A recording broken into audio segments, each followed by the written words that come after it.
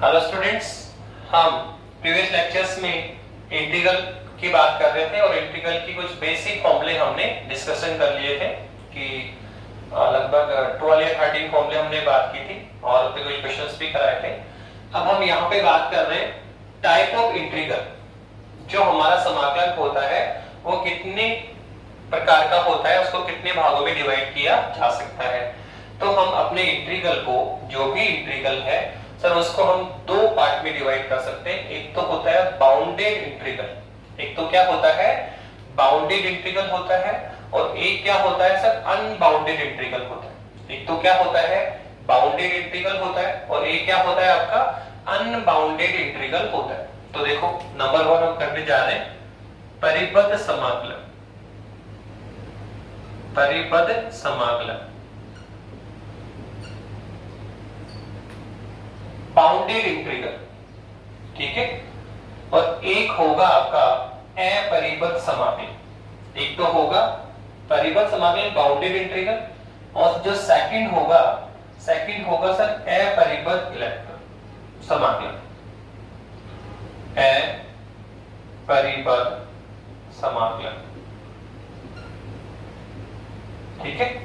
एक तो क्या होता है परिबद्ध और एक क्या होता है अपरिबद्ध, बाउंडेड और अनबाउंडेड। जहां इंटीग्रल एक बाउंडेड एरिया के लिए किया जाता है, एक परिसीमा के इंटरनल बाउंड इंटीग्रल करेंगे तो कहलाएगा बाउंडेड, और जिसमें सीमाएं डिसाइड नहीं है, ठीक है, इनफाइनाइटली की तरफ ट्रेस कर रहा है, ठीक है, जहां हमारा एरिया फाइंड नहीं है, इनफाइनाइटली एरिया हमने डिफाइन किया तो वो हम क्या बोलेंगे अपरिबद्ध बोलेंगे, ठीक है। हम लोग अभी आगे चल के समझ में आएगा बाउंडेड और अनबाउंड का क्या मीन है, ठीक है। तो देखो हमने कहा, एक हम एग्जांपल ले रहे हैं सर, हमने कहा एक फंक्शन है fx, सर मुझे इसका इंटीग्रल करना है, मुझे इसका इंटीग्रल करना है। यहां पर भी मेरे को यही बोला गया कि मुझे इस फंक्शन fx का इंटीग्रल करना है। देखो मैंने दोनों जगह वही लिखा है कि यहां मुझे फंक्शन रीड करो उसको, मुझे फलन fx का क्या करना है इंटीग्रल, किसके रेस्पेक्ट x के सापेक्ष, पर मुझे करना कौन सा है बाउंडेड, परिबद्ध समाकलन करना है। सर इसको रीड करो, यहां मुझे फंक्शन fx का इंटीग्रल करना है सर किसके सापेक्ष, x के सापेक्ष, पर कौन सा करना है सर अपरिबद्ध। तो सबसे पहले तो क्वेश्चन होगा सर यहां तो हमें कहीं पे भी ये आइडेंटिफाई नहीं हो रहा है कि सर इसमें कौन तो परिबद्ध है और कौन अपरिबद्ध है, कौन सा बाउंडेड है और कौन सा अनबाउंडेड है। तो हम कैसे आइडेंटिफाई करेंगे, क्या हमें राइट डाउन होगा या कुछ और सिंबल है। तो ध्यान रखना परिबद्ध इंटीग्रल में ऑलवेज आपको लिमिट्स दी जाएगी कि समाकलन हमें करना तो है पर उसकी सीमाएं निर्धारित होगी, उनकी लिमिट्स निर्धारित होगी। आपको इंटीग्रल करना है a से b के बिटवीन।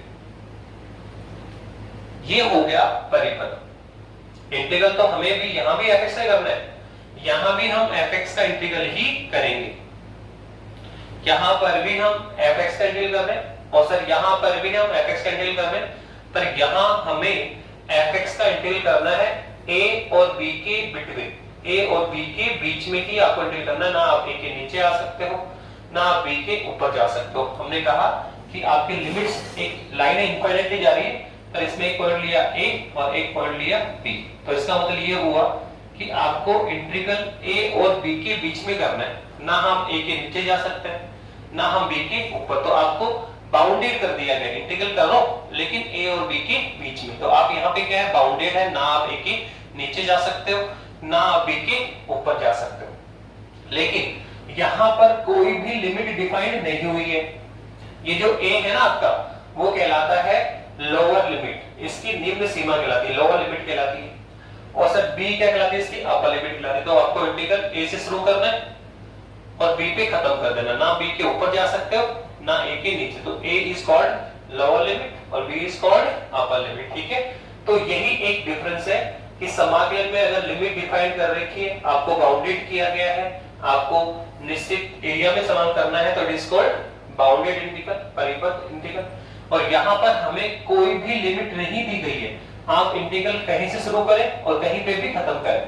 तो ऐसा समाकलन क्या कहलाता है अनबाउंडेड इंटीग्रल कहलाता है, जहां आप बाउंडेड नहीं है, आपको फ्री एंड छोड़ा गया, आप इंटीग्रल कहीं से शुरू करें कहीं पे भी खत्म करें। तो जहां लिमिट्स होती है वो बाउंडेड कहलाता है, और जहां लिमिट्स निर्धारित नहीं होती है वो कहलाता है अनबाउंडेड।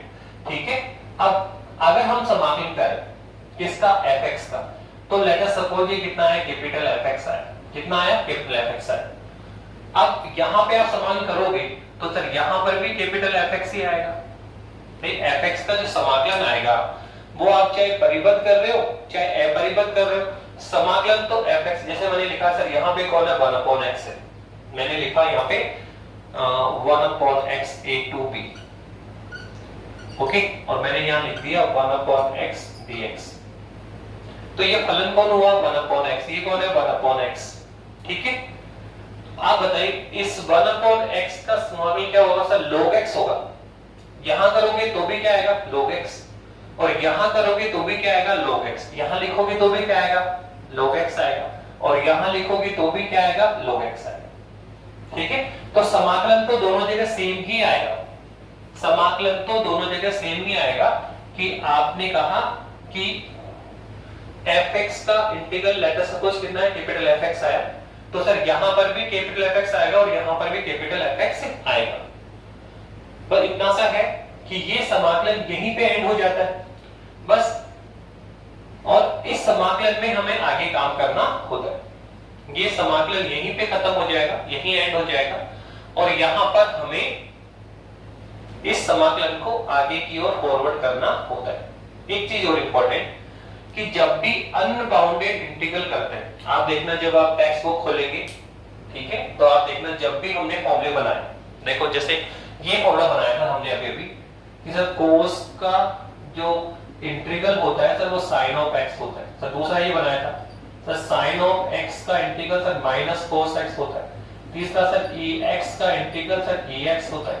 तो आप देखो सबके आगे प्लस सी कर, आप देखना बुक में जितने भी फॉर्मूले लिखे हुए, बुक में इंटीग्रल के जितने भी फॉर्मूले लिखे हुए हैं सर उनमें सब में प्लस सी और लगा के, ये तो बता दिया सर कोस का साइन होता है, साइन का माइनस कोस होता है, क्या होता है सर, साइन का माइनस कोस x होता है। ex का क्या होता है, ex होता है सर 1/x का क्या होता है सर, log x होता है सर। पर ये सर प्लस सी क्यों आ रहा है, ये प्लस सी कौन है, तो ध्यान रखना ये सी क्या है यहाँ पे सर, सी को हम इंटीग्रल कांस्टेंट कहते हैं, समाकलन नियतांक कहते हैं। तो सर ये समाकलन नियतांक क्यों आया और ये कहां पर आता है और कहां पर नहीं आता है, तो सबसे मोस्ट इंपोर्टेंट पार्ट यही है कि हमें ये सोचना है समाकलन कांस्टेंट आएगा जरूर, पर ये हर जगह नहीं आता है। तो आपको पहले ये डिसाइड करो कि सर कहां पे हमें इंटीग्रल कांस्टेंट लगाना है और कहां पर हमें इंटीग्रल कांस्टेंट नहीं लगाना है। तो सबसे मोटी बात यहीं से क्लियर होती है कि आपको ये देखना होगा कि जो आप इंटीग्रल कर रहे हैं, वो बाउंडेड है या फिर अनबाउंडेड है, जो आप इंटीग्रल कर रहे हैं वो बाउंडेड है या फिर अनबाउंडेड है, उसके बेस पे आपको डिसीजन लेना होगा।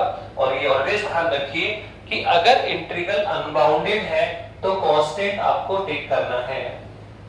जब भी इंटीग्रल कैसा हो, अनबाउंडेड हो, तो आपको कांस्टेंट टेक करना है, कांस्टेंट लगाना है, कांस्टेंट आएगा। लेकिन अगर समाकलन कैसा है, बाउंडेड है, परिबद्ध है, तो वहां कांस्टेंट नहीं आता है।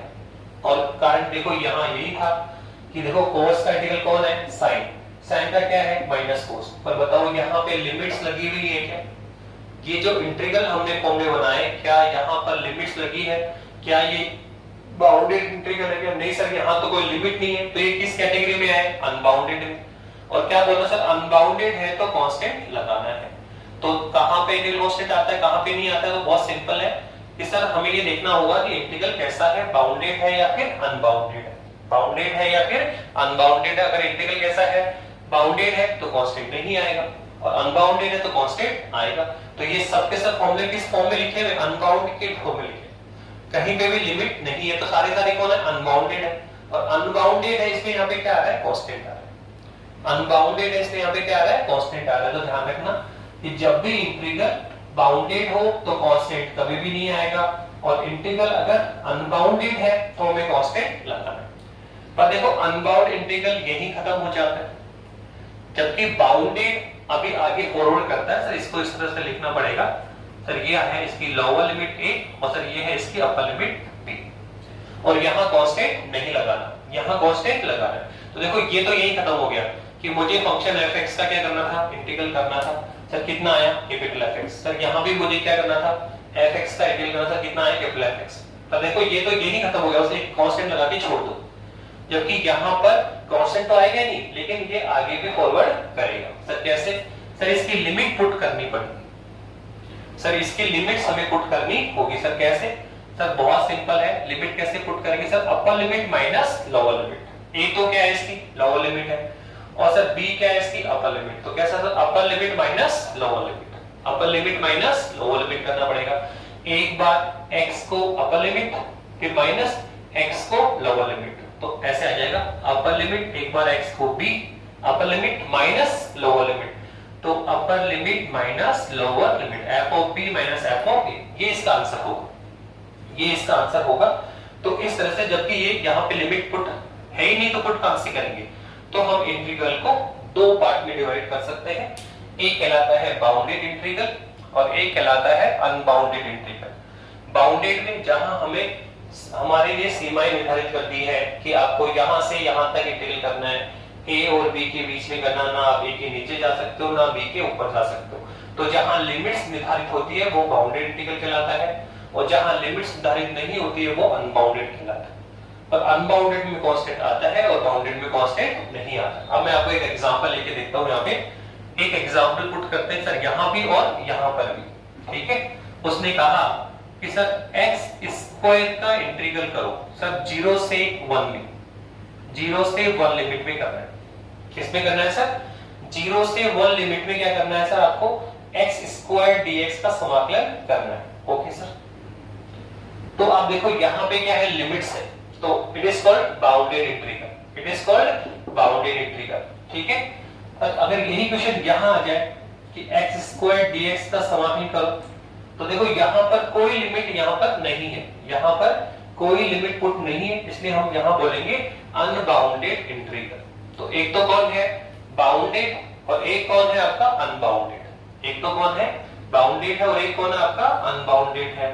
तो बताइए सर कैसे करेंगे, सर बहुत सिंपल, x की पावर स्क्वायर का सर फॉर्मूला कौन सा है, तो x की पावर 2 तो पावर के रूप में है, सर ये भी पावर के रूप में है, तो अंडरस्टूड सर यहाँ फॉर्मूला लगेगा कौन सा, x की पावर n वाला। क्या होता है सर, जो भी पावर है सर एक पावर बढ़कर उसी पावर का डिवाइड करता है, जो भी पावर है एक पावर बढ़ाएंगे और उसी पावर को डिवाइड में डाल देंगे, ठीक है, हो गया। तो ये है सर पावर का सूत्र, घात का सूत्र। तो वो कौन है सर, x की पावर 2 है, तो क्या होगा सर, जो भी पावर एक पावर बढ़ेगी और उसी पावर को डिवाइड, तो यहाँ पे कितना आएगा, x की पावर 2 + 1 अपॉन 2 + 1, हो गया इंटीग्रल। सर यहाँ करेंगे तो सर यहाँ भी आएगा x की पावर 2 + 1 अपॉन 2 + 1।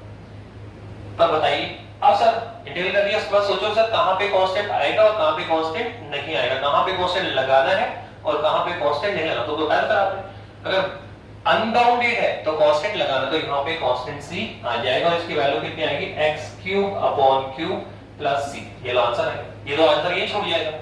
पर बताओ क्या यहाँ पे कांस्टेंट आएगा, नहीं sir, it is bounded, limit देखिए 0 से 1 में, तो सर ये बाउंडेड है इसलिए यहाँ पे कांस्टेंट नहीं आएगा, इसलिए यहाँ कांस्टेंट पर यहाँ पे क्या लगानी है सर, हमें लिमिट्स लगानी है। क्वेश्चन यहाँ खत्म नहीं होता, लिमिट्स हमें डालनी पड़ेगी इसके अंदर, अपर लिमिट माइनस लोअर लिमिट, तो कितना है मतलब 0 से 1, तो सॉल्व करो कितना आएगा, सर ये आएगा x³ अपॉन q, और लिमिट क्या है 0 से 1, तो सॉल्व करेंगे, क्या करेंगे, अपर limit minus lower limit, upper limit minus lower, एक बार x को b और एक बार x को a, upper limit minus lower. तो अब बोलो यहाँ पे क्या है, a का मान कितना है 0, b का मान कितना है 1, तो अपर लिमिट माइनस लोअर, तो एक बार x को 1 डालेंगे और फिर माइनस x को 0, तो क्या आएगा सर, ये आएगा अपर लिमिट तो 1 की पावर क्यूब अपॉन 3 माइनस फिर लोअर लिमिट तो x की पावर 0 अपॉन 3, हो गया।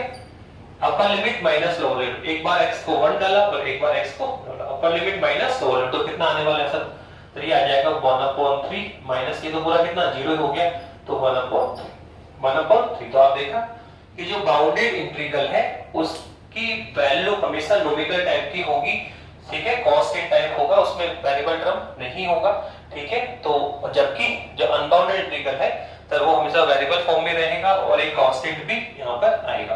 तो इस तरह से हमने इंटीग्रल को दो भागों में डिवाइड किया, एक बाउंडेड और एक अनबाउंडेड। और सब सिंपल सा इसमें आइडेंटिफाई है कि जहां लिमिट्स गिवन हो इट इज कॉल्ड बाउंडेड, जहां लिमिट नहीं हो इट इज कॉल्ड अनबाउंडेड। फिर ये भी ध्यान रखना कि इंटीग्रल कांस्टेंट कहां पे आएगा और कहां नहीं आएगा। तो अनबाउंडेड में कांस्टेंट ऑलवेज लगाना है और बाउंडेड में कांस्टेंट नहीं लगाना है। अनबाउंड में क्वेश्चन यही खत्म हो जाता है और बाउंडेड में क्या करना पड़ता है, सर लिमिट को पुट करो, अपर लिमिट माइनस लोअर लिमिट करके क्वेश्चन को आगे सोल्व करना पड़ेगा। और ये चीज और ध्यान रखना, सर अनबाउंडेड में कांस्टेंट जो c आता है सर उसका मान भी कैलकुलेट किया जा सकता है। बहुत सारे क्वेश्चन होंगे इसमें वो c का मान कैलकुलेट करेगा। तो ध्यान रखना ये जो कांस्टेंट c है उसकी वैल्यू ऑलवेज या तो इनिशियल पोजीशन से फाइंड आउट होती है या लास्ट पोजीशन से फाइंड आउट होगी। मतलब कोई भी स्पेशल पोजीशन या तो इनिशियल ले लेगा या फिर फाइनल पोजीशन ले लेगा। तो कोई भी इनिशियल ना कोई स्पेशल पोजीशन को टेक करेगा और कांस्टेंट c की वैल्यू फाइंड आउट की जा सकती है। आगे जो क्वेश्चन से बताएंगे। तो ये था इन टाइप ऑफ इंटीग्रल। अब हम इंटीग्रल की फिजिक्स में एप्लीकेशन सीख रहे हैं कि सर इंटीग्रल हमने सीखा तो क्या यूजेस है, समाकलन हमें फिजिक्स में कहां काम आएगा। तो अब मैं आपके सामने दो चार क्वेश्चन लूंगा तो उससे आपको क्लियर होगा कि फिजिक्स में इंटीग्रल को हम कहां पे यूज कर सकते हैं। ओके,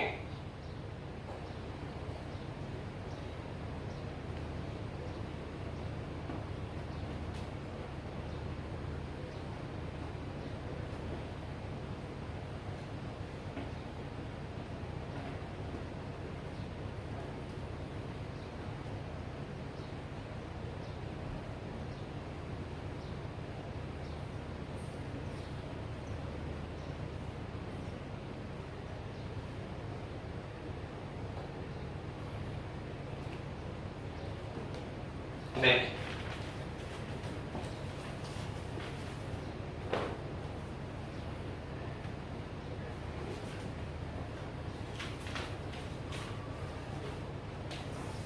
पहला क्वेश्चन है, इसने वेलोसिटी गिवन कर रखी है। क्वेश्चन नंबर फर्स्ट ये है 3t square i cap plus 2t j cap plus 5k cap और कह रहा है डिस्प्लेसमेंट फाइंड करें। डिस्प्लेसमेंट फाइंड करें, ठीक है। स्थिति ज्ञात करें, पोजीशन वेक्टर ज्ञात करें। तो आप देखो ये जो क्वेश्चन होने वाला है, पोजीशन मतलब आर बोला है इसमें, आर फाइंड आउट करें। ये क्वेश्चन उल्टे हो रहे हैं। हमने आउटलाइन में आपको डिस्कस कराया था कि हमें आर दिया गया था ऐसे 3t square i cap plus 3t plus 4t5 ये j कैप और ये k कैप। उसने क्या दिया था r और उसने क्या बोला था कि सर वेलोसिटी निकालो, एस्केलेशन निकालो। तो वेलोसिटी किसने सर dr/dt अवकलन किया किसका, विस्थापन का। विस्थापन क्या करेंगे, अवकलन किसके सापेक्ष, टाइम के सापेक्ष। क्या आ गया, वेग। फिर वेग का हमने क्या किया, एक बार अवकलन और किया किसके सापेक्ष, t के सापेक्ष। तो क्या आ गया, त्वरण। तो यहां आपने देखा कि अगर हमें विस्थापन से कहां पे जाना है, वेग पर, और वेग से कहां जाना है, त्वरण पर, तो यहां हमें क्या करना पड़ रहा है, अवकलन। क्या करना पड़ रहा है, अवकलन। लेकिन अगर उल्टा अगर हम सर त्वरण से कहां आना चाहते हैं, वेग पर, या वेग से कहां आना चाहते हैं, विस्थापन पे, तो हमें क्या करना पड़ेगा, समाकलन।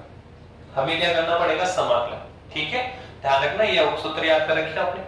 साफ दिख रहा है, विस्थापन का क्या करेंगे, अवकलन। क्या आएगा, वेग। वेग का क्या करो, अवकलन। क्या आएगा, त्वरण। तो उल्टा बोलो, ठीक है, कि अगर विस्थापन से त्वरण तक जाना तो अवकलन करना पड़ेगा, और त्वरण से अगर हमें कहां आना है, विस्थापन तक। कहां आना है, विस्थापन तक। तो हमें क्या करना पड़ेगा, समाकलन करते जाना है, समाकलन करते हुए चलना पड़ेगा। ठीक है, तो बताओ फिलहाल उसने क्या दे रखा है, वेग। क्या दे रखा है, वेग। और क्या बोल रहा है, क्या बोल रहा है, विस्थापन निकालो। तो यहां हमें देखो विस्थापन से कहां जाना है, वेग पे, तो क्या कर रहे हैं, अवकलन। और वेग से कहां जा रहे हैं, विस्थापन, तो क्या करना पड़ेगा, समाकलन। तो आप ऑलवेज ध्यान रखें कि अगर हमें विस्थापन निकालना है, वैसे आप पूरा लिखे तो लिख सकते हैं कि v बराबर कितना होता है, dr/dt होता है dr/dt। तो बताइए यहां से dr कितना आया हमारे पास, ये आया v dt। वे क्या होता है सर, विस्थापन में परिवर्तन की दर। तो v कितना है dr/dt से, वो तो पहले भी यूज किया था। तो यहां से dr निकालो कितना आएगा, v dt। अब मुझे सर आया क्या मेरे पास, dr, और हमें चाहिए क्या, r। तो ध्यान रखना, अगर आपको dx और हमें क्या चाहिए x, तो क्या कर दो समाकलन। dx का समाकलन क्या होता है, x, dy का क्या होता है, y, तो dr का क्या होगा, r। तो अगर हमें dr से किस पे आना है, r पे, तो क्या करो इसका समाकलन, क्या करो इसका समाकलन करना पड़ेगा। dx का समाकलन क्या होता है, x, dy का क्या होता है, y, तो dr का क्या होगा, r। तो आप देखिए यहां से आप इसका इंटीग्रल करें तो r इक्विवेलेंट कितना आ जाएगा, तो ये आ जाएगा इंटीग्रेशन ऑफ v dt। तो थोड़ा हम लंबा करके आए, लेकिन लास्ट में जब ये मिला कि वेग का हम क्या करेंगे, इंटीग्रल, वेग का हम क्या करेंगे, समाकलन, तो क्या आएगा, विस्थापन, जो कि हम यहां बता रहे, वही बात। अगर विस्थापन से हमें त्वरण तक आना है तो सर हम अवकलन करते हुए आएंगे, विस्थापन का अवकलन वेग, वेग का अवकलन त्वरण, यहां उल्टा करना पड़ेगा। त्वरण से कहां जाना है, वेग पर, समाकलन उल्टा जा रहे, तो त्वरण से वेग समाकलन, वेग से विस्थापन समाकलन। तो देखो वेग का क्या करो समाकलन, क्या आएगा, विस्थापन। अब कोई भी कर ले, ठीक है। ऐसे ही अगर बोले कि हमें त्वरण से क्या निकालना है, वेग, तो क्या करना पड़ेगा सर, त्वरण का क्या करो समाकलन, क्या आएगा, वेग, और वेग का क्या करो समाकलन, क्या आएगा, विस्थापन। ये बन गया सूत्र। तो पहले क्या मिला, त्वरण, त्वरण का क्या किया समाकलन, क्या आ गया, वेग, वेग का क्या किया समाकलन, क्या आ गया, विस्थापन। जैसे यहाँ क्या मिला था, विस्थापन, क्या किया अवकलन, क्या आया, वेग, फिर वेग का क्या किया अवकलन, क्या आया, त्वरण। अब देखो उल्टा, यहाँ पे क्या मिल रहा है, त्वरण, त्वरण का क्या करेंगे समाकलन, क्या आएगा, वेग, वेग का क्या करो समाकलन, क्या आएगा, त्वरण। ठीक है, तो रिवर्स डायरेक्शन में जाना पड़ेगा। तो ये फॉर्मूले बन जाएंगे आपके इस तरह से, ये फॉर्मूले आपके बन जाएंगे। तो ये तो हम पहले ही बता चुके हैं आपको, ये सब पहले डिस्कशन कर चुके हैं हम लोग कि विस्थापन से अगर हमें वेग निकालना है और वेग से हमें क्या निकालना है, त्वरण निकालना है, तो क्या करना पड़ेगा अवकलन। लेकिन अगर हम वेग से क्या निकाल, उल्टा जा रहे हैं, त्वरण से वेग पे या वेग से विस्थापन पे जा रहे हो, तो हमें यहाँ पर क्या करना पड़ेगा, समाकलन करना होगा। क्या करना होगा, समाकलन। अब करिए आप, अब बताइए। अब तो सिंपल है, हमारे पास क्या दे रखा है, वेग दे रखा है सर, ये था वेग, क्या दे रखा है, वेग। अब क्या करो इसका समाकलन, क्या आ जाएगा, विस्थापन। तो करिए, r बराबर कितना आएगा सर, इंटीग्रल अंदर वेग का मान लिखो, इस वेग का मान कितना सर, ये रहा, कितना है सर, ये है 3t² i plus 2tj plus 5k, और बाहर कौन है, dt, बाहर कौन है आपका, dt है सर, ये। तो सर मुझे इस वेग का क्या करना पड़ेगा, समाकलन, तो क्या आ जाएगा, पोजीशन वेक्टर, क्या आ जाएगा, पोजीशन वेक्टर आ जाएगा। तो सर कैसे समाकलन करें, इसका समाकलन कैसे करेंगे, तो अब समाकलन के फॉर्मूले यूज कर दें। सर कौन से सर बता दिए आपने, सर 30 फॉर्मूले बता रखे हमने, ठीक है। तो फॉर्मूले पहले याद करिए आप, जब आप फॉर्मूले याद कर लेंगे, थोड़ी उनकी प्रैक्टिस कर लेंगे, तब ही ऐसे क्वेश्चन आप हैंडल कर पाए, ठीक है। पर कैसे करके बताया था सर आपने ब्रैकेट में, इंटीग्रल साइन के इनसाइड ब्रैकेट में सर 2 या 2 से अधिक फंक्शन हो, क्या बताया था सर, 2 या 2 से अधिक फंक्शन हो, और सर बिटवीन साइन कैसा हो, प्लस का या माइनस का, क्या हो सर, प्लस या माइनस। तो क्या बताया था, सबका अलग अलग समाकलन करना होगा, सबका हमें क्या करना सर, अलग अलग समाकलन करना होगा। आप देखो इसमें ये 3d का पहला फंक्शन, ये दूसरा फंक्शन, ये तीसरा फंक्शन, तो सर इसका भी अलग से समाकलन करो, इसका भी अलग से समाकलन करो, इसका भी अलग से समाकलन करना पड़ेगा। तो करिए, तो r इक्वल कितना आएगा सर, ये आ जाएगा इंटीग्रल साइन ऑफ क्या आएगा सर, ये आएगा 3t² और साथ में कौन है, dt, और बाहर कौन चला जाएगा सर, i, बाहर कौन चला गया, i, तो कांस्टेंट बाहर रहेगा। अब बताइए प्लस आगे चलिए, सर दूसरा क्या होगा, तो दूसरा है आपका 2t, और कौन है सर, dt, और ये जेकब कहां चला जाएगा, बाहर, जेकब कहां चला गया, बाहर चला गया, ठीक है। लास्ट में कौन है सर 5 क्या है सर प्लस, और कौन है सर इंटीग्रल 5 dt, और बाहर कौन गया ठीक है। बताया था मैंने आपको पहले भी कि आई कैप जे कैप और के कैप, आई कैप जे कैप और के कैप सर ये तीनों ही क्या है सर एकांक सदिश है, जो कि डायरेक्शन को रिप्रेजेंट करते हैं, दिशा को रिप्रेजेंट करते हैं। इनका इंटीग्रल या डिफरेंशियल नहीं होता, बस इनको साथ में लेकर चलते हैं। आई कैप इसमें भी है तो यहां भी आएगा, आगे भी चलेगा, ठीक है चलता रहेगा। बस समाकलन किसके अंदर है सर, यहां करना था 3t² का, यहां करना था 2t का, और यहां करना था 5 का। देखो 3t² का समाकलन करने पे फिर 2t का अलग से और 5 का अलग से। अब करिए कैसे होगा, करिए सर अगर मैं समाकलन करता हूं इसका तो क्या आएगा देखो सर, क्या आएगा सर, एक कौन है कांस्टेंट और एक कौन है वेरिएबल। आप देखो इंटीग्रल साइन के अंदर वो देखो आप एक तो कौन है कांस्टेंट और एक क्या है वेरिएबल। तो कैसे करेंगे सर, कांस्टेंट को बाहर निकालिए, कांस्टेंट को बाहर निकालो, और सर अंदर वाले क्या करना है सर इंटीग्रल करना है। क्या करना है सर इंटीग्रल करना है। तो बोलो कौन बाहर आएगा सर, ये तो कोई ऐसे चलेगा 3 बाहर निकाल लो, इंटीग्रल किसका होगा t² का, साथ में कौन है dt, और सर कौन है बाहर आई कैप। कुछ नहीं किया, यहाँ इसे होगा कांस्टेंट बाहर, अंदर वाले का समाकलन प्लस आगे बढ़िए सर। इसमें देखो क्या है सर, वापस से वही है, एक कांस्टेंट और एक वेरिएबल है, एक कांस्टेंट और एक क्या है वेरिएबल। तो क्या हो सर कांस्टेंट को बाहर निकालिए और अंदर वाले का समाकलन। तो सर बताइए यहां पर भी क्या होगा सर, कांस्टेंट 2 को बाहर निकालिए, और सर ये t की पावर 1 और साथ में कौन है dt, और बाहर कौन है sir I cap J cap को तो साथ साथ लेकर चलना है आपको, बाहर लगा दीजिए ठीक है।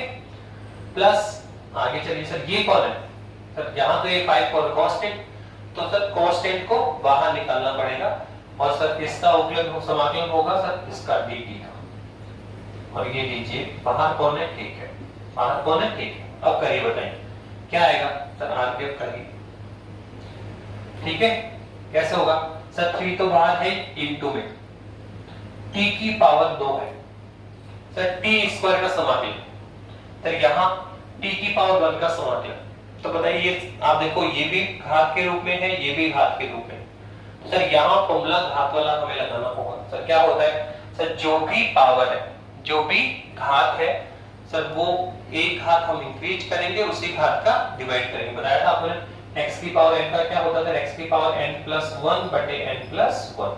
जो भी पावर है एक पावर बढ़ाते हैं और उसी पावर को डिवाइड में लेकर आते हैं। जो भी पावर है एक पावर इंक्रीज करेंगे, उसी पावर का डिवाइड करेंगे।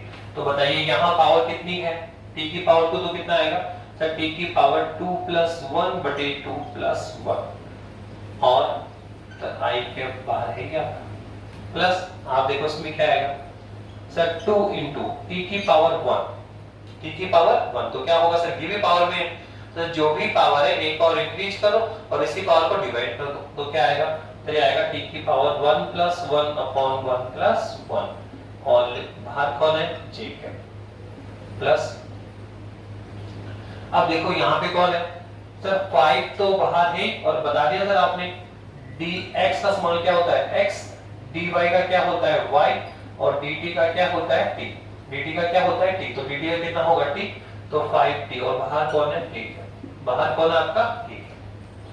अब सिंस यहाँ पे हम समाकलन कौन सा कर रहे हैं सर, अनबाउंडेड, कौन सा कर रहे हैं सर अनबाउंडेड कर रहे हैं, इसलिए यहाँ से ही आप शुरू कर लें सर। यहाँ पे एक कांस्टेंट आएगा, समाकलन करते ही क्या आ जाएगा कांस्टेंट।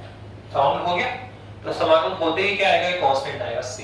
अब सॉल्व करिए पूरा कितना आएगा, आप देखो ये कौन है 3, 2+1 3, तो ये कितना आएगा कटेगा सर, तो r कैप कितना आ जाएगा सर, ये 3 से 3 कैंसिल हुआ, ये 2 से भी 2 कैंसिल हुआ, हो गया ना।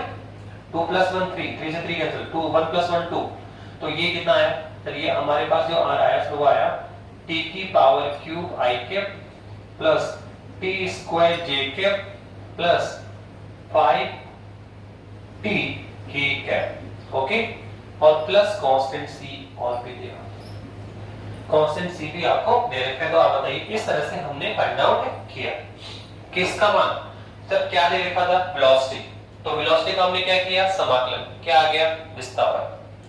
क्वेश्चन ऐसे भी आ सकता है, क्या आपको क्या मिलेगा त्वरण, त्वरण से क्या निकालेंगे वेग, वेग से क्या निकालेंगे बोलो विस्थापन, तो ध्यान रखना, बता दिया मैंने, आप याद रखें, विस्थापन से वेग और वेग से त्वरण।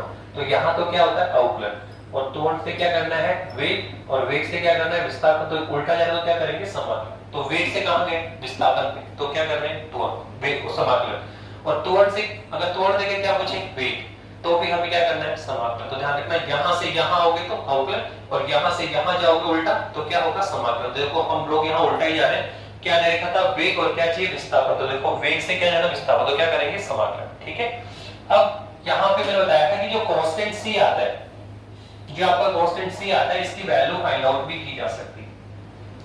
उसने कहा, यहां दे रखा है उसने कि t बराबर 0 पर, t बराबर 0 पे पोजीशन वेक्टर r का मान कितना है 0, मतलब प्रारंभ में r की वैल्यू कितनी है 0। मैंने बताया था कि कांस्टेंट c की वैल्यू फाइंड आउट की जा सकती है, कांस्टेंट c की वैल्यू फाइंड आउट की जा सकती है। पर सर कहां से, तो सर स्पेशल पोजीशन, या तो इनर्शियल पोजीशन से निकालेगा, या फाइनल पोजीशन से निकालेगा, या कोई मिड की पोजीशन लेगा, मतलब स्पेशल पोजीशन लेगा। तो वो बोल रहा है कि इनर्शियल प्रारंभ में r की वैल्यू कितनी है 0 है। तो आप बताओ, अगर हम इसमें यहां यूज करें p की वैल्यू कितनी है 0, प्रारंभ होता है t बराबर 0, और r बराबर क्या है 0, मूल पॉइंट पर। प्रारंभ में जो पार्टिकल वो कहां पर है, मूल बिंदु पर है, ओरिजिनल पॉइंट पर है। तो प्रारंभ में r की वैल्यू कितनी हुई 0, मूल ओरिजिन का मतलब क्या हुआ पोजीशन वेक्टर r की वैल्यू कितनी होगी 0, x coordinate 0, y coordinate 0, z coordinate 0, तो r भी कितना हो जाएगा 0। ओरिजिनल पे x y z क्या होता है 0 होता है, तो r भी क्या होगा 0 होगा। तो ये कंडीशन यूज कर रहा है, कौन सी कंडीशन है इनर्शियल पोजीशन है ये, कि प्रारंभ में t बराबर 0 पर पार्टिकल कहां पर है, ओरिजिनल पर है, मूल बिंदु पर है, इसलिए r भी क्या होगा 0। तो ये पोजीशन यहां पे पुट करो और किसकी वैल्यू निकाल लो c की। तो देखो टाइम t की वैल्यू क्या डाला है 0, यहां भी क्या डालेंगे 0, यहां भी क्या डालेंगे 0, और r का मान भी कितना है 0। तो आप देखें अगर मैं सबको 0 बनाऊं तो 0 इक्विवेलेंट क्या आएगा 0 i cap plus 0 j cap, कुल मिला के आप देखें तो यहां c की वैल्यू 0 आने वाली है।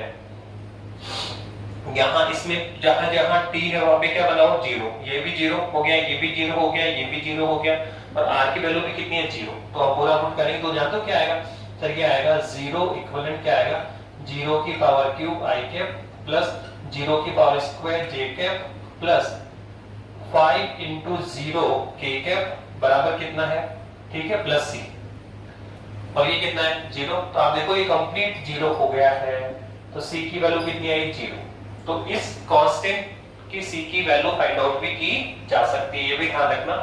पर कांस्टेंट की वैल्यू फाइंड आउट कहां से करेंगे सर, इनर्शियल पोजीशन से या फिर फाइनल पोजीशन से। तो आप देखो ये हम कर रहे हैं इंटीग्रल का यूज किसमें कर रहे हैं, फिजिक्स में कर रहे हैं। हमें क्या मिला था वेलोसिटी, और हमने क्या फाइंड किया डिस्प्लेसमेंट विस्थापन। तो वेलोसिटी डिस्प्लेसमेंट एक्सेलरेशन ये कौन है सर फिजिक्स से ही, ठीक है। तो फिजिक्स में क्या यूज कर रहे हैं इंटीग्रल यूज कर रहे हैं। तो ऐसे बहुत सारी जगह, आगे भी बहुत सारी जगह होगी जहां हम इंटीग्रल को यूज करेंगे। ऐसे अभी एक और क्वेश्चन कराते हैं, देखिए नेक्स्ट क्वेश्चन क्या है।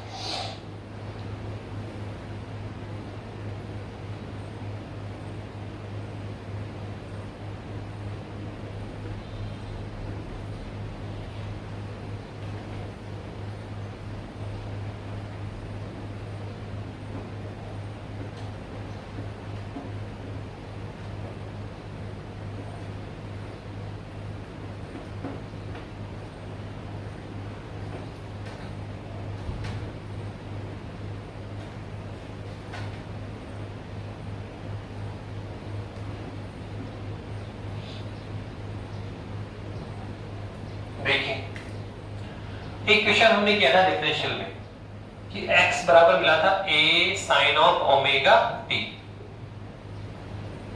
फिर इसका हमने क्या किया था अवकलन, क्या आ गया था वेग, कितना आया था सर dx by dt, अवकलन किया था ये आएगा a omega cos of omega t, वेग आ गया, ठीक है। तो वेग कितना आ गया था, फिर आया था omega a cos of omega t, फिर त्वरण निकाला सर कितना आया था सर dv by dt, इसका अवकलन एक बार और कर दो तो सर ये हमारे पास आ गया था minus omega square a sin of omega t।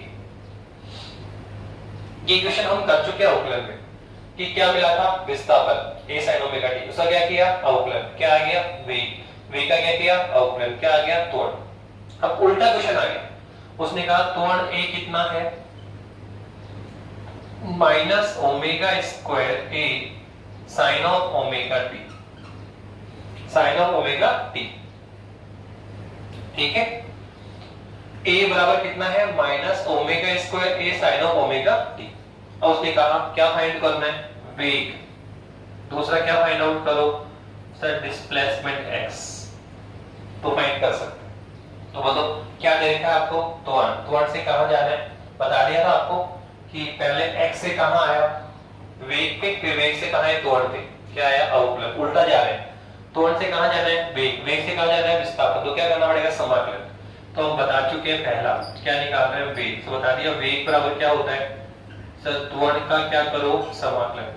तो क्या आ जाएगा वेग, क्या आ जाएगा वेग। और ऐसे ही वेग का क्या करेंगे समाकलन, क्या आएगा विस्थापन। त्वरण का समाकलन देखो, विस्थापन का अवकलन वेग, वेग का अवकलन त्वरण, उल्टा करो।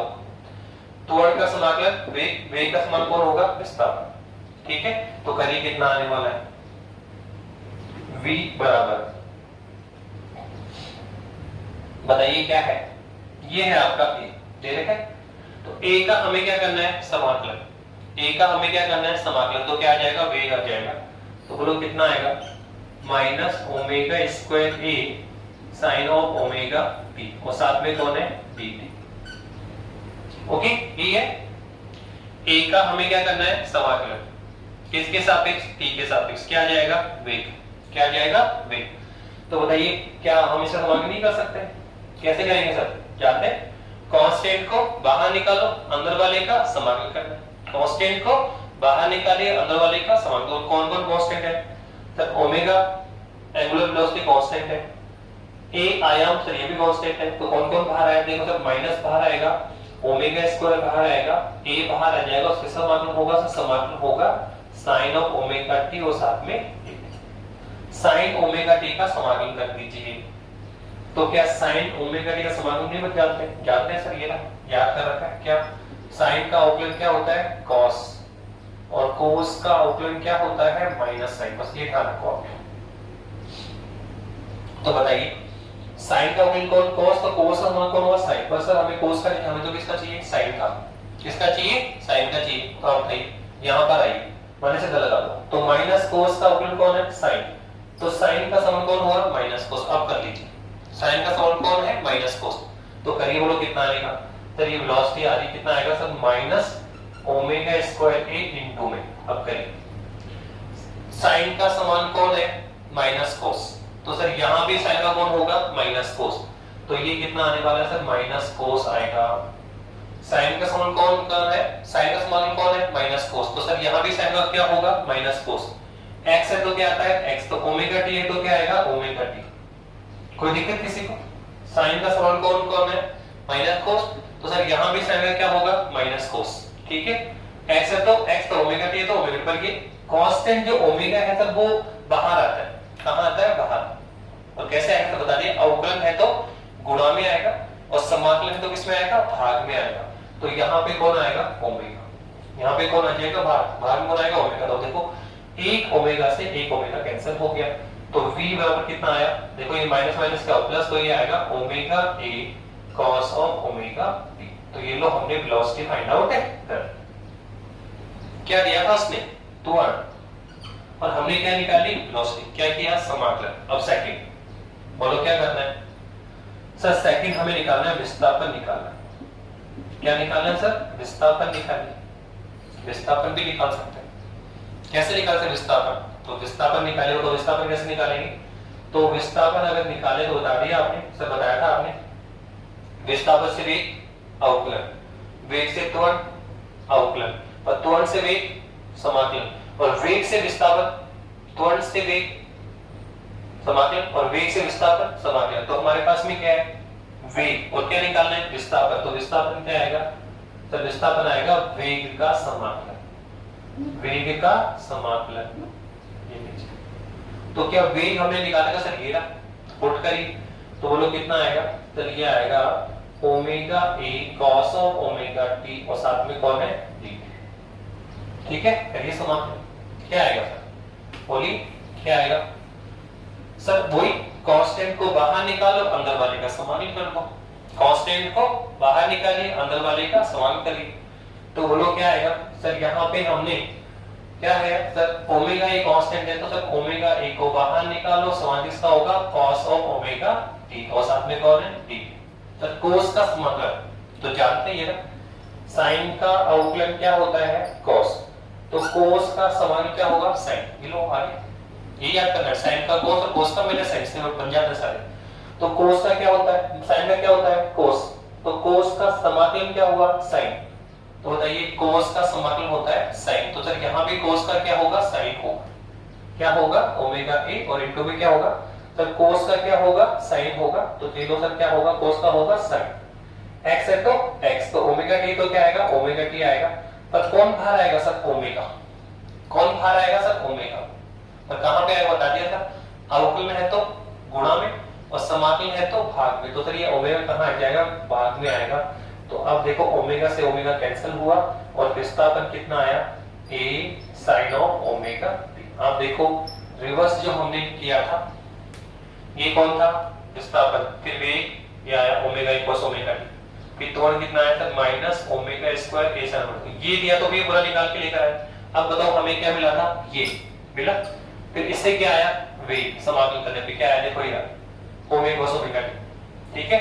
फिर देखो इसका क्या किया, समाकलन, तो क्या आया, विस्थापन कितना आया, a sin ओमेगा टी आया, तो हमने रिवर्स कर दिया। क्वेश्चन पहले क्या किया था, ठीक है, फॉरवर्ड डायरेक्शन में, अब हमने क्या किया, बैकवर्ड डायरेक्शन में।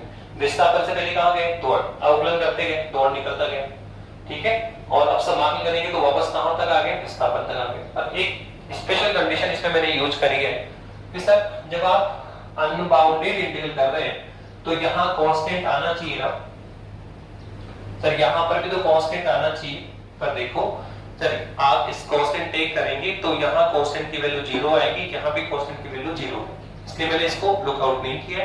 आप ढंग से करेंगे तो यहां कांस्टेंट भी टेक करना पड़ेगा, और कांस्टेंट की वैल्यू फाइंड आउट करनी पड़ेगी, कहां से सर, इनर्शियल पोजीशन से या फिर मिड पोजीशन से, पर कहीं से फाइंड आउट करें। इस यहां पे कांस्टेंट क्या आएगा, 0, और यहां पे क्या है, कांस्टेंट 0, इसलिए मैंने कांस्टेंट टेक नहीं किया है। अदरवाइज हम जानते हैं कि ये कौन है, अनबाउंडेड इंटीग्रल है, तो सर यहां तो कांस्टेंट आएगा ही आएगा, ठीक है। तो इस तरह से क्वेश्चन कर रहे हैं। अब ऐसे देखो और क्वेश्चन ले सकते हैं आप, एक क्वेश्चन और देख लीजिए, और कैसे क्वेश्चन आ सकते हैं।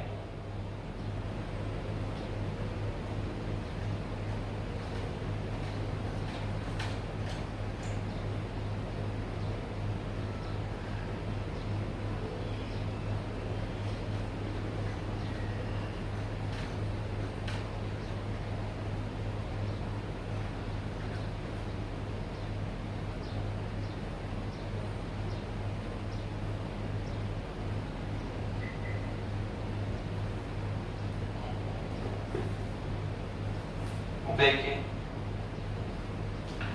एक क्वेश्चन में दे रखा है कि फोर्स एफ एक्स कितना दे रखा है, माइनस के एक्स दे रखा है, और कह रहा है कि वर्क फाइंड आउट करो। उसने कहा वर्क फाइंड आउट करिए, वर्क फाइंड आउट करना कहां से, x1 पोजीशन से x2 तक। आपको वर्क फाइंड आउट करना है कहां पे, x1 position to x2 position तक, ठीक है। बहुत सिंपल सा क्वेश्चन दिया, हमें क्या मिला, फोर्स मिला है, और कह रहा है वर्क फाइंड आउट करो। कैसे निकालें सर, तो आपको वर्क का फॉर्मूला हम आगे चल के सीखेंगे, ये होता है एफ डी एक्स, बस हो भी गया, फॉर्मूला पता होना चाहिए। अब यहां ज्यादा दिमाग नहीं लगाना कि फॉर्मूला कहां से आया, कैसे कर रहे हैं, वर्क कार्य क्या होता है, बल क्या होता है, ये हम फिजिक्स में धीरे धीरे बढ़ते चलते जाएंगे तो समझते चलेंगे। तो फिलहाल ये फॉर्मूला भी हम डेवलप करेंगे, जब हम वर्क पढ़ेंगे तो वर्क में ये फॉर्मूला भी डेवलप होता है। तो फिलहाल हमें फॉर्मूले फोकस नहीं करना, हमें देखना है कि फॉर्मूला क्या कह रहा है। सर हमें कह रहा है कि सर अगर हमें क्या मिल जाए, फोर्स, क्या मिल जाए, फोर्स, तो क्या करेंगे, इंटीग्रल करेंगे। सर इंटीग्रल तो जानते हो, डिफरेंशियल करना जानते हैं, इंटीग्रल बस इतना ही काफी, डिफरेंशियल करना आना चाहिए, इंटीग्रल करना आना चाहिए, बाकी तो हम फिलहाल यूज कर रहे हैं। ये फॉर्मूला कहां से है वो बाद में सीखेंगे, ठीक है। बस ये फॉर्मूला क्या कह रहा है कि सर अगर हमें फोर्स मिल जाए, क्या मिल जाए, फोर्स, तो क्या करेंगे, इंटीग्रल, क्या करेंगे, इंटीग्रल करेंगे, और क्या मिल जाएगा सर, कार्य, कार्य फाइंड आउट। तो हम अगर बल का इंटीग्रल करें विद रिस्पेक्ट टू x तो हमें क्या मिलेगा, कार्यवर्ग मिल जाएगा। तो बताइए क्या हमें फोर्स दे रखा है क्या, तो फोर्स पुट करें तो W कितना आएगा सर, ये आ जाएगा -kx और साथ में कौन है dx, क्या है सर -kx और साथ में कौन है dx है। ठीक है, हम चाहे तो परिमाण ले सकते हैं, ये माइनस तो डायरेक्शन दिखाता है तो kx भी लिया जा सकता है। ये माइनस तो क्या दिखाता है, प्रत्याम्नाय बल होता है जो माइनस उसकी दिशा को दिखाता है। ठीक है, तो यहाँ आप परिमाण ले तो माइनस प्लस टेक कर रहे तो क्या आएगा kx dx, पर उसने कहा वर्क कैलकुलेट करो, पर कहां से कहां, x1 से x2 पोजीशन तक, x1 से x मतलब वो लिमिट की बात करना चाह रहा है कि लोअर लिमिट तो कितनी है x1 और अपर लिमिट क्या है x2, लोअर लिमिट तो क्या है x1 और अपर लिमिट क्या है x2। तो अब देखो इंटीग्रल कौन सा हो गया, बाउंडेड। अभी जो पहला क्वेश्चन किया था वो कैसा था, अनबाउंडेड। पहले दोनों क्वेश्चन जो हमने किए वो कैसे थे, अनबाउंडेड थे, वहां इंटीग्रल कांस्टेंट हम ले रहे हैं और दोनों बार इंटीग्रल कांस्टेंट की वैल्यू कितनी आई थी, 0 आई थी। लेकिन यहां पर उसने कहा कि हमें अनबाउंडेड नहीं करना है, बाउंडेड करना है। उसने कहा फोर्स अप्लाइड हो रहा है किसी पार्टिकल पे तो वर्क डन निकालो, क्या कार्य निकालो, तो कहां से कहां, उस पार्टिकल को हमने x1 पोजीशन से x2 पोजीशन तक क्या किया, विस्थापित किया। एक पार्टिकल या किसी वस्तु को x1 पोजीशन से x2 पोजीशन तक डिस्प्लेसमेंट या विस्थापित करने में वर्क डन निकालो, तो ये निकाल रहे हैं। ठीक है, तो यहाँ क्या हो गया, बाउंडेड हो गया। अब बताओ वर्क डन कितना आएगा, चलिए हो गया, इंटीग्रल क्या है kx dx और x1 से x2, तो इंटीग्रल करो। तो इंटीग्रल कैसे करेंगे सब जानते हैं सब। अंदर देखो सर, अंदर दो फंक्शन है, एक तो कौन है k और एक कौन है x, पर कांस्टेंट तो क्या है, प्रत्यानयन गुणांक होता है, कांस्टेंट होता है, प्रत्यानयन गुणांक होता है, तो k विल बी कांस्टेंट। और हम जानते हैं कि जो भी कांस्टेंट नंबर है सर उसको इंटीग्रल या डिफरेंशियल की क्या करते हैं, बाहर निकालते हैं और अंदर वाले क्या करते हैं, समाकलन अवकलन करते हैं। तो कौन बाहर आएगा, तो k बाहर आ जाएगा और किसका इंटीग्रल होगा, x की पावर 1 का, और लिमिट क्या है, तो लिमिट है x1 से x2, लिमिट क्या है x1 से x2 है। अब बताइए x की पावर कितनी है 1, तो समाकलन करो, किसका सूत्र सर, पावर का लगेगा, किसका लगेगा, पावर का। सर क्या होता है, तो जो भी पावर है एक पावर इंक्रीज करेंगे और उसी पावर का डिवाइड करेंगे, तो कितना आएगा, तो ये आएगा k और क्या आएगा x की पावर 1 प्लस 1 बटे 1 प्लस 1 और लिमिट क्या है सर x1 से x2 है। ओके, तो कितना आया सर, हमारे पास जो वर्क डन आ रहा है तो वो आ गया आपका, ये तो वहां नहीं आपका, और सर ये आ गया आपका x²/2 और लिमिट क्या है x1 से x2। इसमें कांस्टेंट लगाने की आवश्यकता नहीं है क्योंकि ये कौन सा इंटीग्रल सर, बाउंडेड इंटीग्रल है, और बताया था बाउंडेड इंटीग्रल में कोई कांस्टेंट लगाने की आवश्यकता नहीं पड़ती। अनबाउंडेड में इंटीग्रल कांस्टेंट आएगा और कांस्टेंट की वैल्यू भी फाइंड आउट करेंगे। ठीक है, अब सर कैसे सर, अब तो सोल्व करो sir, upper limit minus lower limit, upper limit minus lower limit, तो एक बार x को x2 और एक बार x को x1, अपर लिमिट माइनस लोअर लिमिट, तो w कितना आएगा सर k और अंदर आएगा अपर लिमिट माइनस लोअर लिमिट, तो एक बार आएगा अपर लिमिट x2² माइनस क्या आएगा x1²/2। ठीक है, एक बार x को x2 और एक बार x को x1 पुट करें, अपर लिमिट माइनस लोअर लिमिट, तो क्या हमने वर्क डन निकाल लिया क्या, तो ये हमने वर्क डन निकाला, क्या दिया होता फोर्स, और हम क्या कैलकुलेट कर रहे हैं, वर्क। तो देखो यूज किसका कर रहे हैं, इंटीग्रल का, पर एप्लीकेशन किसके हैं, फिजिक्स के, force, displacement, velocity, escalation, work, ये सब के सब क्या है सर, फिजिक्स के पार्ट है। तो हम फिजिक्स को सोल्व कर रहे हैं, क्या कर रहे हैं सर, फिजिक्स को सोल्व कर रहे हैं। किसकी हेल्प ले रहे हैं सर, इंटीग्रल की, किसकी हेल्प ले रहे हैं, इंटीग्रल। तो देख इस प्रकार हम कह सकते हैं कि डिफरेंशियल और इंटीग्रल दोनों ही हमें यूज पाएंगे। हम बहुत सारे चैप्टर्स में, बहुत सारे टॉपिक्स में जब हम कोई डेरिवेशन कर रहे होते हैं, काफी सारे आर्टिकल हम डिस्कस करेंगे, तो कहीं हम डिफरेंशियल का यूज करेंगे, कहीं हम इंटीग्रल का यूज करेंगे। तो मैंने आपको बेसिक बताया, बेसिक डिफरेंशियल बता दिया, बेसिक इंटीग्रल बता दिया, फिर भी कोई आगे अब जब भी कोई आर्टिकल होगा, टॉपिक होगा जिसमें हम इंटीग्रल डिफरेंशियल यूज करेंगे और वहां इनके अलावा कोई अगर अदर पार्ट होगा जो हमें और बताने की आवश्यकता पड़ेगी तो हम वहां आपको बता देंगे। फिलहाल हमने इतना कुछ बेसिक बता दिया है, ठीक है, आप इसकी प्रैक्टिस करें और सारे फॉर्मूले याद कर लें, ठीक है। आगे फॉरवर्ड में हम इसको यूज करते रहेंगे और कोई नया एप्लीकेशन अगर आता है इंटीग्रल डिफरेंशियल का तो हम टॉपिक के साथ ही उसको डिस्कस कर लेंगे, ठीक है बेटा। थैंक यू बेटा, आप इसकी प्रैक्टिस जरूर करें। Thank you.